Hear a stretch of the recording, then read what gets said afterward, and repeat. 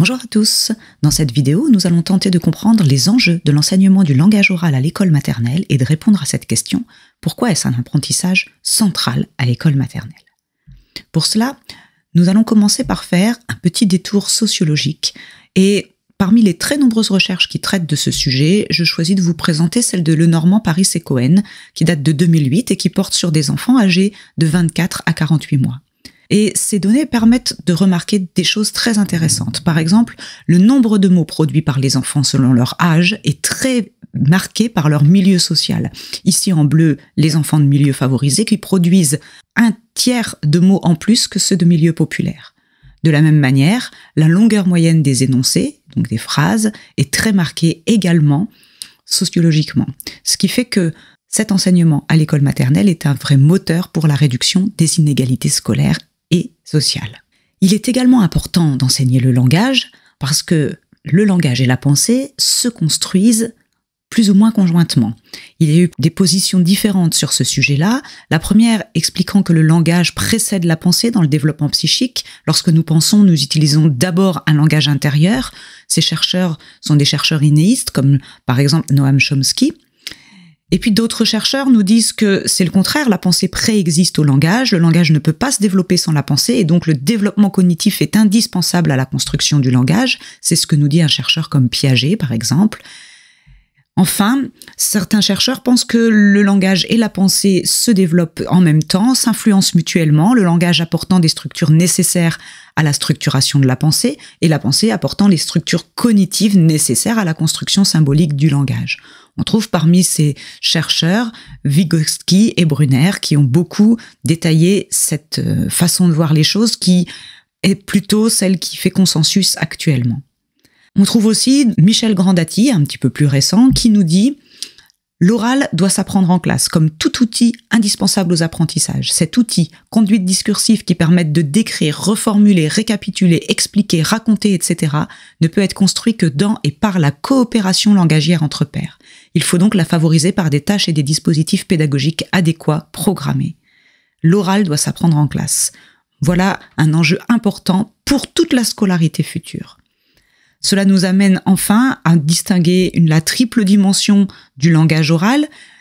À l'école maternelle, le langage a à la fois une dimension sociale, c'est-à-dire que c'est ainsi que l'enfant se sent membre d'un réseau de communication, adulte-enfant, puis il a également une dimension psycho-affective, il assure le développement de la personne, l'enfant se développe avec le langage.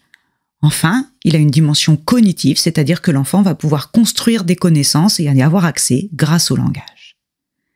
Et c'est à l'école maternelle, une école qui marque à la fois la rupture et la continuité, que va se construire ce langage. Et nous allons suivre les analyses de Véronique Boiron pour voir ce qui constitue une rupture ou une continuité en ce qui concerne le langage, en distinguant le langage de la maison, le langage du milieu familial, du langage scolaire qui est celui des apprentissages. Ce langage porte également sur des objets. Les objets de la maison, un vélo par exemple, un stylo, deviennent des outils pour apprendre à l'école et prennent une autre signification, voire sont utilisés dans un autre contexte. Nous avons aussi des pratiques quotidiennes, familiales, qui sont différentes des pratiques scolaires. Lire un album, dessiner, faire du vélo, faire un gâteau, à l'école, c'est un prétexte pour apprendre, alors qu'à la maison, c'est parfois juste utilitaire. Nous avons enfin un rapport immédiat, utilitaire justement aux objets du monde, à la maison, alors que l'école demande tout de suite à l'enfant de se décentrer, de construire une dimension méta pour pouvoir apprendre. Enfin, ce langage de communication qui a une visée utilitaire, une visée de pouvoir dire des choses aux autres, va rapidement avoir à l'école une visée de développement de ce langage lui-même, développer un langage plus élaboré, et donc de pouvoir faire de nouvelles expériences langagières. Nous pouvons dire de tout cela que ce langage personnel qui raconte des expériences affectives, familiales, ne ressemble pas au langage de l'école qui prévoit la généralisation des savoirs, l'élaboration de nouvelles représentations du monde. Et pour certains enfants d'un milieu éloigné de l'école, cela représente de véritables ruptures qui sont invisibles pour d'autres élèves ou pour certains enseignants. C'est ainsi qu'un sociologue qui s'appelle Bernard Lahire nous décrit un oral scriptural. On retrouve cette description dans les documents d'accompagnement et du SCOL. Par rapport à un oral pratique qui est lié à l'action immédiate avec une visée pratique qui est très articulée au contexte, à l'action, à ce qu'on est en train de faire et qui s'apprend dans le cadre de la vie quotidienne et familiale, il distingue un oral scriptural qui permet cette mise à distance des expériences immédiates, permet des discours très construits, parfois élaborés collectivement, qui décontextualisent les objets de l'expérience pour les recontextualiser par le langage dans des objets d'enseignement. Et c'est cet oral qui est privilégié par l'école, qui est un instrument d'entrée dans les apprentissages. Ce qui fait dire à Bernard Lahire que cet oral est fortement apparenté à l'écrit et que même s'il n'en a pas toutes les formes, il en a les caractéristiques essentielles en termes d'organisation et d'élaboration. Et c'est pourquoi on emploie l'expression oral scriptural. Pour conclure, on peut voir qu'ainsi les enjeux de l'enseignement de l'oral à l'école maternelle sont immenses.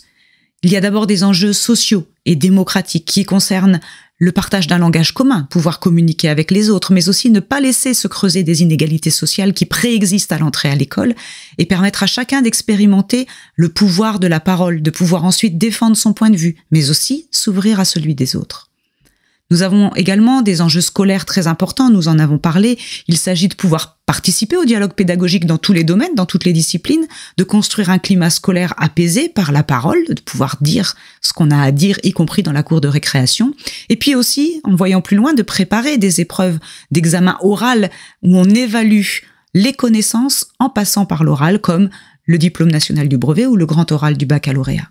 Enfin, nous avons des enjeux cognitifs très importants et dont nous venons de parler également abondamment.